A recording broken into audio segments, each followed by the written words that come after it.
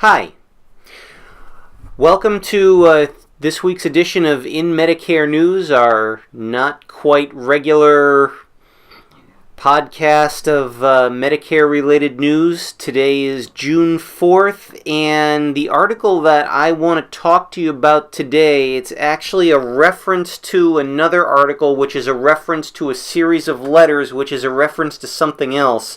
So I'm going to do my best to kind of backtrack this for you. This is from May 25th, so it's not quite the day after that it happened, and this is from the PBS NewsHour. And the article says, senior advocates say new draft guide to Medicare distorts facts. Here's what you need to know. And it's from the Making Sense column, with sense spelled $SEN$E. Okay, well, here's what this is about, and some of this I'm going to read directly out and explain to you what this means to you, but this is in reference to the upcoming 2019 Medicare New Handbook. If you don't know what the Medicare New Handbook is, it's that book that either you, or if you're younger and not on Medicare yet, your parents get from the federal government every year around September and October, telling you what is going on with Medicare the next year.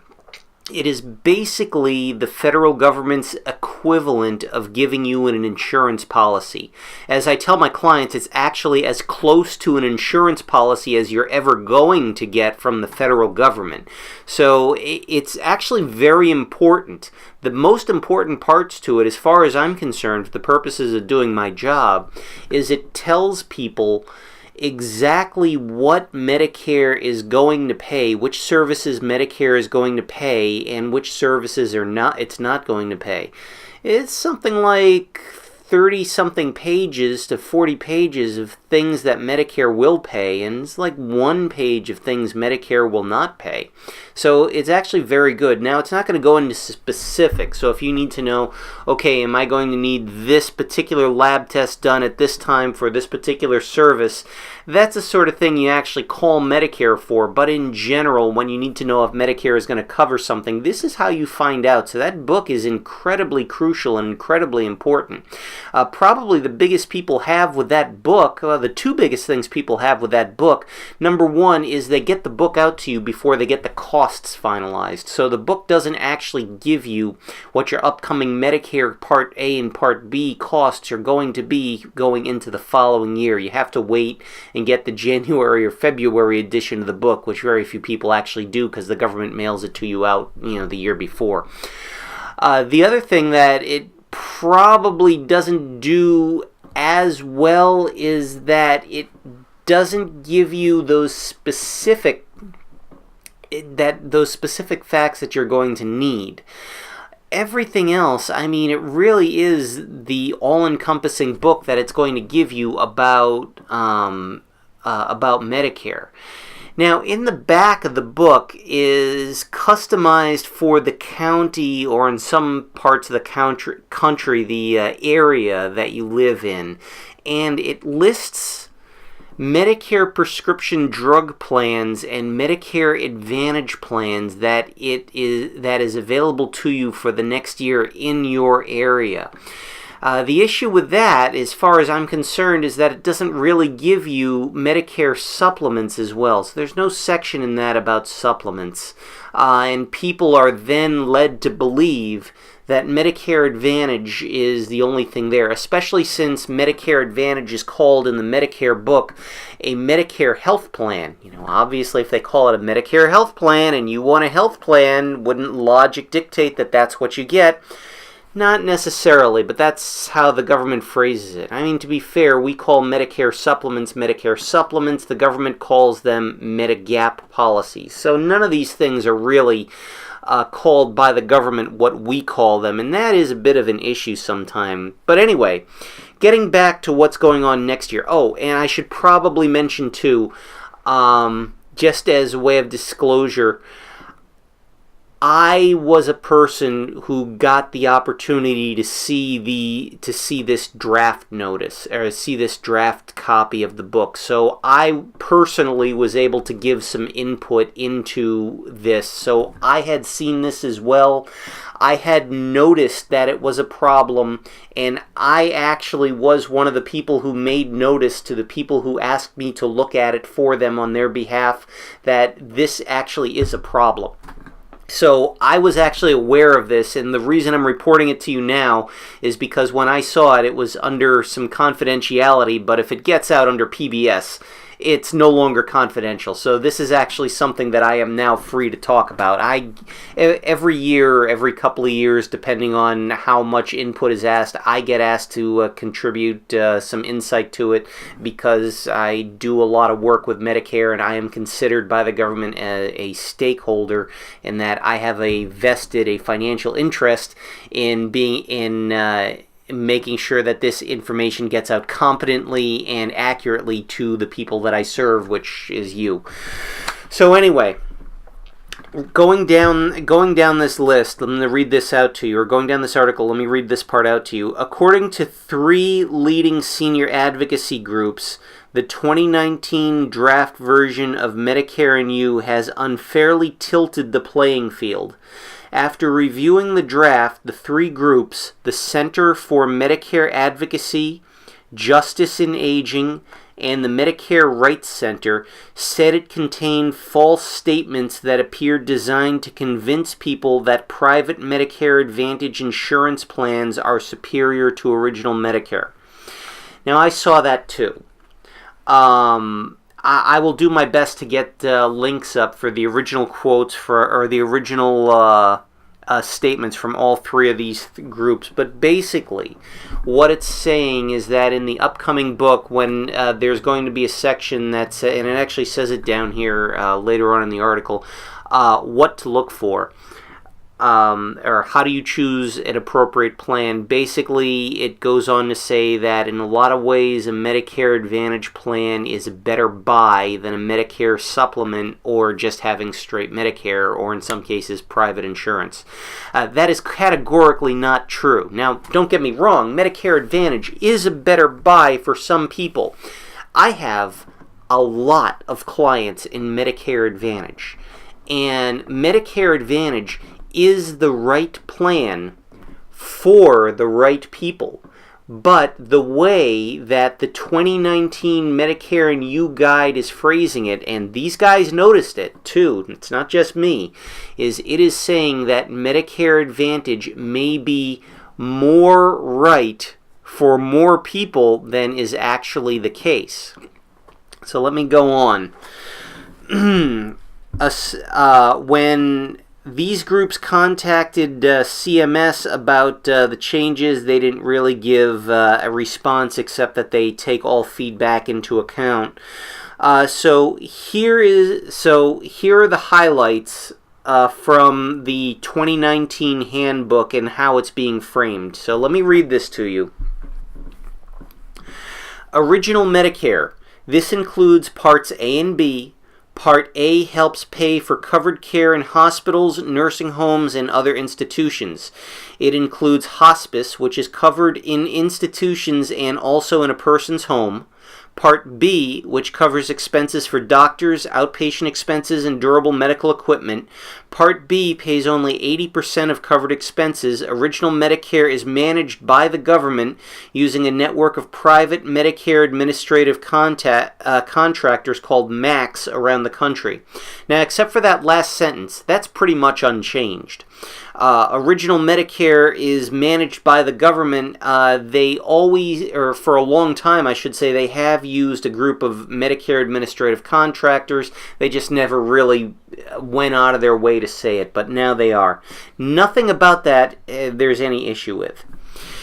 Many people with original Medicare also get a Medigap supplemental policy from a private insurer to pay for things that aren't fully covered by original Medicare. People with original Medicare want prescription drug coverage must purchase a standalone Part D drug plan. That too is basically unchanged. That is all the same. There's nothing wrong with that. That is completely correct. That is completely standard. Next section, Medicare Advantage. This is where the issue comes with. Medicare Advantage, these are private insurance plans that were authorized in their current form by the 2003 law that created Part D drug plans. Okay? These usually are health maintenance organizations, HMOs, that require people to use doctors and hospitals in their plan's provider network and include Part D coverage. In this area of the country, HMOs, there's also PPOs and a couple of private fee-for-service plans still around. So it's a little limiting here. It's not quite fair in this regard about what a Medicare Advantage plan is, because there's plenty of PPO choices. The plan's provider networks usually, here's the problem, the plan's provider networks usually can offer cheaper coverage more cheaply than original Medicare, SIC, this is exactly what's written, which permits enrollees to use any doctor or healthcare institution in the country that participates in Medicare and accepts its payment rates. There's a couple of problems there. Number one, the last part of it, that description is not of an HMO, which is all they really described in this part. If you can use any doctor that permits there's no Medicare Advantage plan that allows you to use any doctor. You have to have some sort of network connection. The PPO plans allow you to go out of network. They still have to accept Medicare, but there's even additional costs there. So that part is blatantly untrue, or at least very... there could be a potential for problems there. The other thing is the sentence before it, which is really where I have the bigger problem. The plan's provider networks usually can offer cheaper coverage more cheaply than traditional Medicare. Aside from the grammatical errors there, if you have just Medicare, then the answer is yes. If you have Medicare and nothing else, then a Medicare Advantage plan, either an HMO or a PPO, typically you go to a doctor in the network, you are going to get services for less than if you just had original Medicare and nothing else. The thing is, that's actually not the majority of the population in any part of the United States. Usually a person that is on Medicare, they have something to go along with it, some sort of secondary insurance, or in the case of Medicare Advantage, something to supersede the Medicare. So the majority of people in the United States have Medicare and employer/retirement/group coverage, or they have Medicare and a supplement, or they have Medicare Advantage. So if you have employer coverage, typically the employer coverage will come after Medicare. Sometimes it comes before, sometimes it's primary, but these days most employer or other group coverage is secondary, where Medicare pays its share, which is worse than Medicare Advantage, but then the employer coverage comes in and pays down or pays the remaining portion of that. Or you have a Medicare supplement to go along with Medicare, which means that you have Medicare, which pays its share, again, worse than Medicare Advantage. But then you have Medicare supplements coming in, and for almost every plan, it pays 100% of the bill after Medicare, which is patently better than Medicare Advantage. Or you have a Medicare Advantage plan, which is better than original Medicare in that it reduces the costs, but it could conceivably leave you with higher copays than a Medicare supplement plan will or employer coverage will. So that is kind of the first problem with that. Now to continue the Medicare Advantage section. Medicare plans must cover everything that's covered by original Medicare. Now that part is true. A lot of times if a broker is talking to you and they really want to scare you into getting something that's not a Medicare Advantage plan, they can say Medicare Advantage isn't going to cover all the services that Medicare will. That's not true. By federal law, every Medicare Advantage plan must cover at minimum exactly the same as Medicare would, at minimum. Typically they'll have a few other benefits in there too, but at minimum they can't do less than Medicare would. Continuing. Most Medicare Advantage plans use some of their provider network cost savings to cover things that original Medicare does not cover, including limited dental, vision, and hearing benefits. That all is true. Medicare, and you can see this on any number of the other videos that I put down comparing Medicare Advantage to other plans. Medicare Advantage does typically give you some other benefits. Plus gym club memberships. Sorry, I didn't go far enough. They also offer annual limits on out-of-pocket expenses.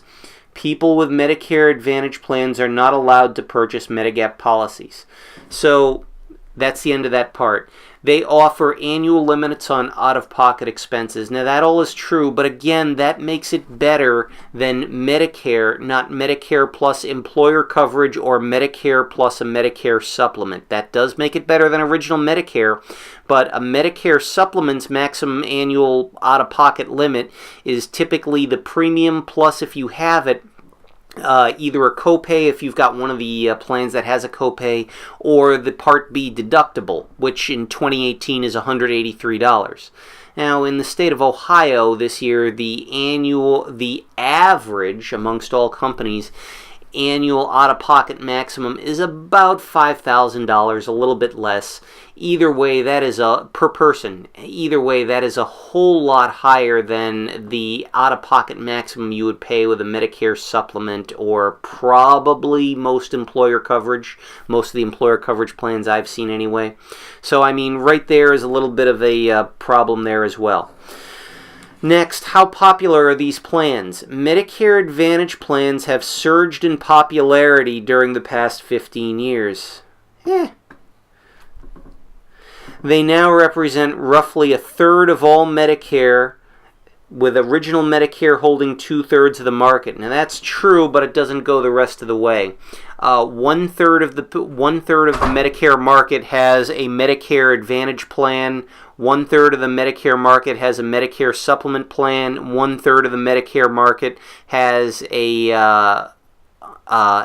original Medicare with an employer plan or nothing else. So it's actually evenly split. Now, if you were to look at a specific year, you would actually find that it kind of goes up and down depending on how much of a benefit the government is giving to Medicare Advantage plans to bring down their costs. So you could actually see that some years Medicare Advantage plans go up a little bit.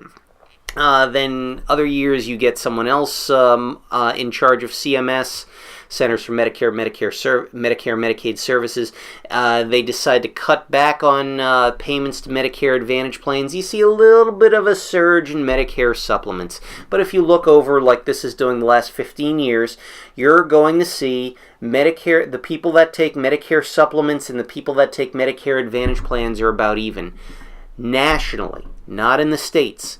The states that I work in, Ohio, Kentucky, West Virginia, they're very much even. You go to some of the East Coast states, by and large, in a big way, you're going to see the majority of people have Medicare supplements. You go to places like California, Florida, in New York even, which is East Coast, by and large, you're going to see the majority of people have Medicare Advantage. And of course, they have bigger populations, so they kind of skew the averages more in their favor.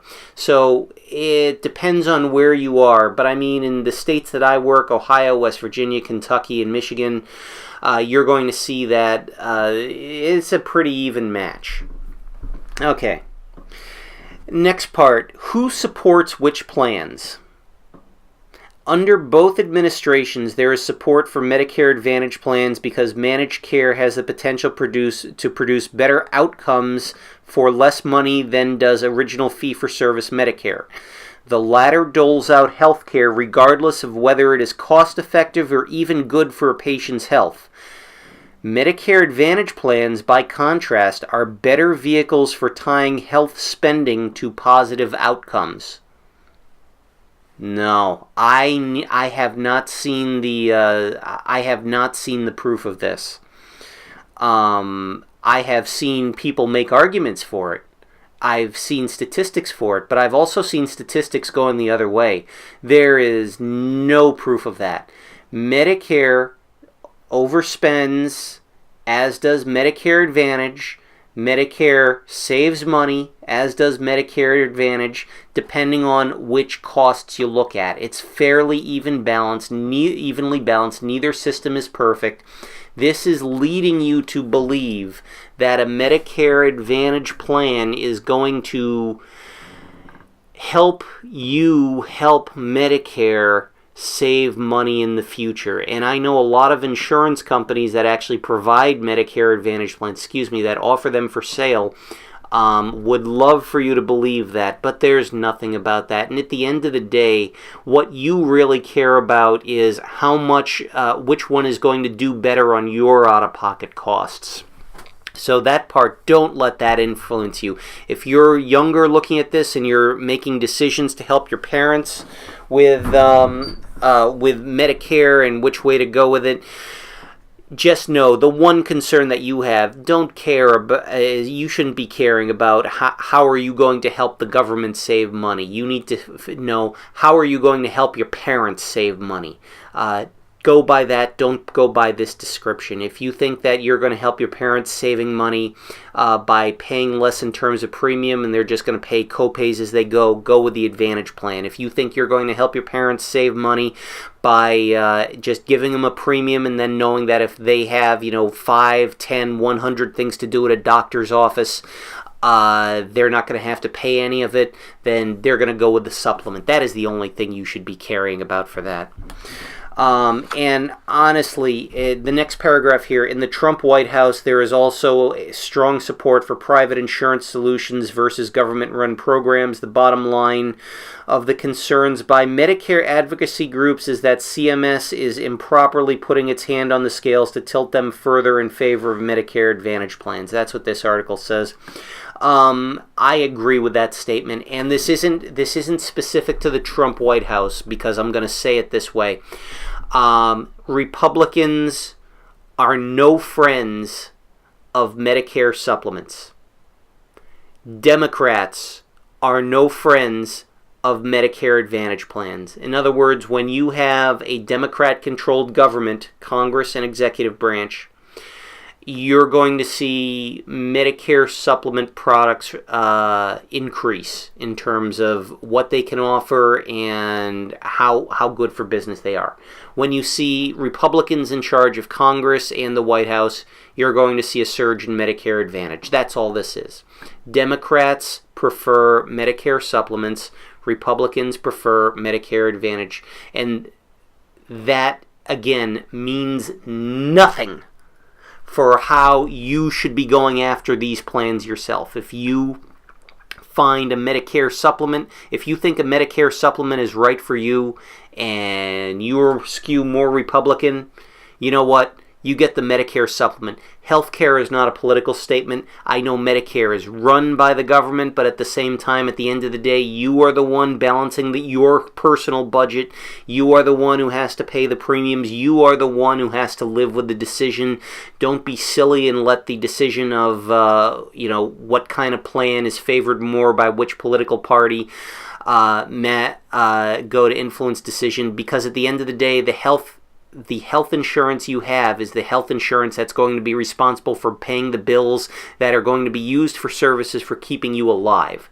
So if it actually sounds like I get a little worked up about this, I am. It's because people are using the financial aspect of healthcare to guide their decisions, when really they should be looking at how the financial aspect, in kind of this in a big way, in kind of big 50,000 foot view, when really they should be looking at the financial aspect of how it's going to go for their personal health decisions. This stuff pays the bills to keep you alive.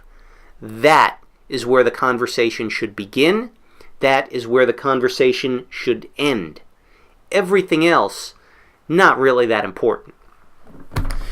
And then the last thing here, there's what the critics say. The Medicare Rights Center released a copy of the handbook along with examples of what it saw as improper. I will post that. I can't be responsible for how long that's going to be up, but I will make sure there is a link. And then in several comparative discussions of the two approaches to Medicare, CMS downplays the possible shortcomings of getting care from a limited network of health providers in an MA plan, which I just mentioned. The bottom line, the handbook also creates the impression that Medicare Advantage plans are less costly to seniors than original Medicare. This may or may not be true. It depends on the type of coverage selected and the beneficiary's individual medical needs. I couldn't have said that better myself. I said it earlier, and we're pushing 25 minutes here, so I'm going to wrap this up. Sorry it's so long, but like I said, I had kind of a personal thing in this, and I really did want to make sure this got out there, since obviously now it's being made public. But Medicare, Medicare Advantage, Medicare Supplement, Medicare Employer Coverage, it is a personal decision for you. This stuff is not easy to figure out. When it all comes down to it, pick up the phone, call somebody to help you. If you have an insurance agent or an insurance broker that you feel has your best interests at heart, contact them, have them review your options with you. If you don't have somebody, or there's nobody you think you can trust in the insurance business, I'm very sorry to hear that. Part of the reason I do these videos is I'm hoping to inspire a little bit of trust so that you'll give me a chance if you're in the states I work in. If you don't have anybody, you can call the state Department of Insurance. They have a consumer helpline. They can recommend someone to talk to for you. Give them a call. They will give you someone that is a state actor that can help give you some unbiased information to help.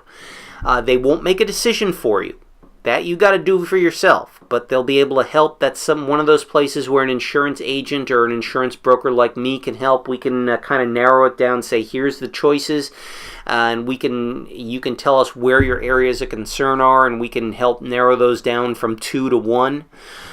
And then if you don't want to call the state, you can always call CMS, Medicare. Their number is 1-800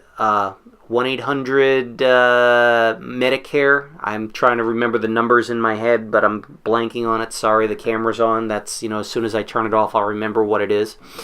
But really, you want to talk to somebody, because information like this is going to box this book. When it comes, you will see it. And when that hits, it's going to give you that information, unless they decide to take our criticisms and make some changes, although I haven't seen a second draft, so I don't know if they will or not. But when these things come out, you want them, you're going to want someone to help go over these choices with you. That's why I have a job. That's why I'm doing this. I'm not a professional, obviously, look at me. Look where I am.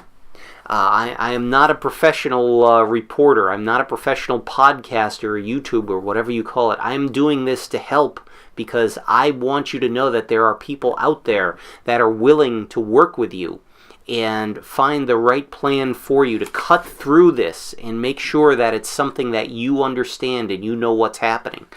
So, excuse me. So give us a call.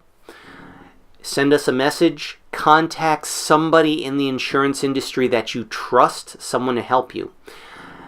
And if there's nobody there that you're willing to give the benefit of the doubt to trust, contact the state's Department of Insurance. Get some help, because you need to cut through this and find a plan that's going to work for you. You have a lot of options. And depending on what state you live in and what product you have, you may be stuck in that product when you need it the most. That is not when you want to find out if you made the right choice. You want to find out as soon as possible. what the choices are and what the consequences of your choices are going to be. So make sure you contact somebody to help you before you make that final decision. Okay, so I've talked 30 minutes. Sorry it was so long, but this was important. I hope you stuck through it with me. I hope it was worthwhile and it wasn't just a guy rambling on for 30 minutes. And yes, if you do have any questions, please call, and we will be happy to help you in any way we can. Thank you very much.